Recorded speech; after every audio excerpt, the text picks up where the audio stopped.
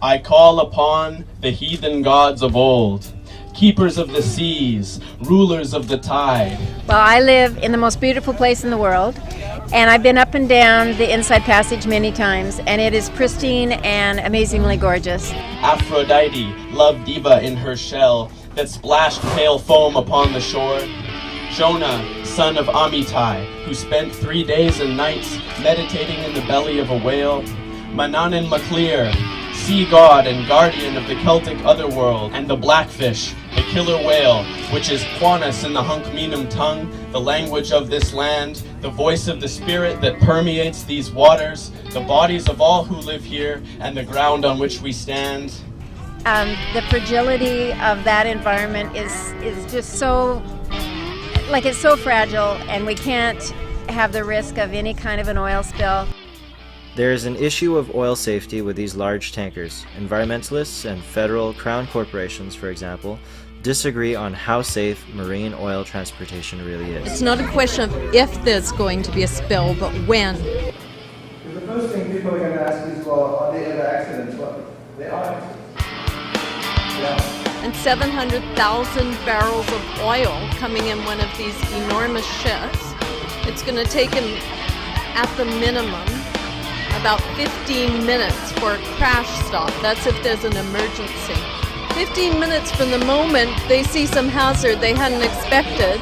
If that boat has to go from full speed ahead to full reverse, it's going to take 15 minutes at the minimum for that to happen. Before they crash into the bridge. Exactly. From an industry perspective, the risk of an oil spill is relatively low compared to the amount of traffic on the BC coast and around the world. Marine safety experts also point to revised designs for improved ship safety since the Exxon Valdez oil disaster. This retired reporter is saying that the Exxon Valdez personnel were not well trained, the ship was undermanned, and the crew was dead tired.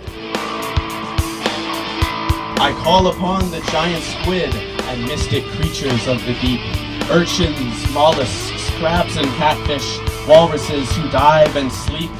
I call upon all who depend on the ocean for their lives. You sea peoples who populate the planet far and wide. You pirates and you renegades who cross the waves while seagulls squawk and sun lit up the salty spray. To rise and protect your mother. And the fact that it took one man with binoculars looking out his window and wondering what were those ships that he didn't identify as being any of the ones that were usually around here just a few years ago, and figuring out they were the super tankers and we didn't even know. That's the most outrageous part. Just the lack of public awareness, eh? Exactly. No consultation, no public process, and 700,000 barrels of oil coming in one of these enormous ships. And here's what we're asking. We're asking for an absolute 100% ban on crude oil tankers on the west coast of British Columbia. About 3 years ago, in 2007, China and Canada began shipping crude oil out through Vancouver. This is Alberta tar sands crude oil. This is the dirtiest oil in the world.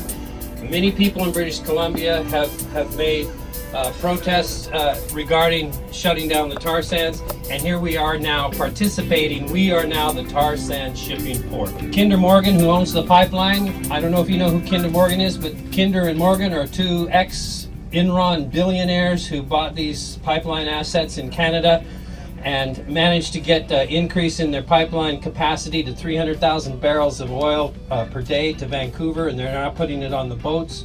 We get no benefit. No one here benefits from shipping oil around the planet.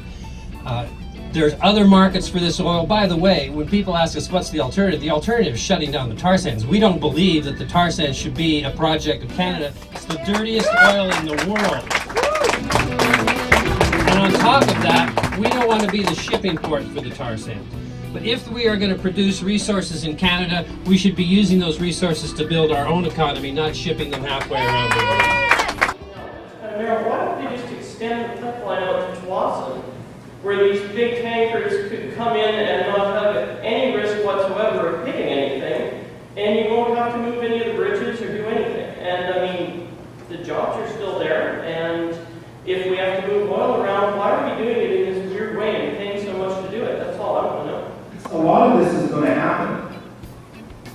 make it happen properly.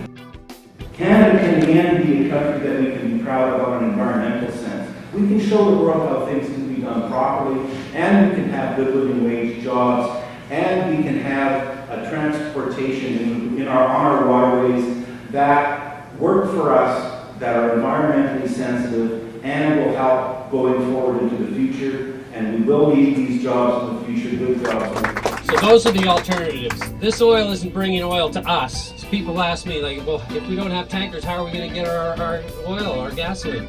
These tankers aren't bringing gasoline to us. They're taking Canadian resources and they're shipping them out. Just the same way we did with raw logs. For decades we shipped raw logs out of Canada. We didn't build up secondary industry. We didn't build up a furniture industry or woodworking industry in Canada. We shipped out the resource, raw logs, and now that our forests are all half cut and gone, what do we have left? For here I stand before you in briny solidarity, a wrecked beach poet washed up on the shores of this stage to strike a match and deliver this tidal manifesto. Our seas have been sentenced to death, and as they die, so too do we, for we are of their kind, and they are of the sea.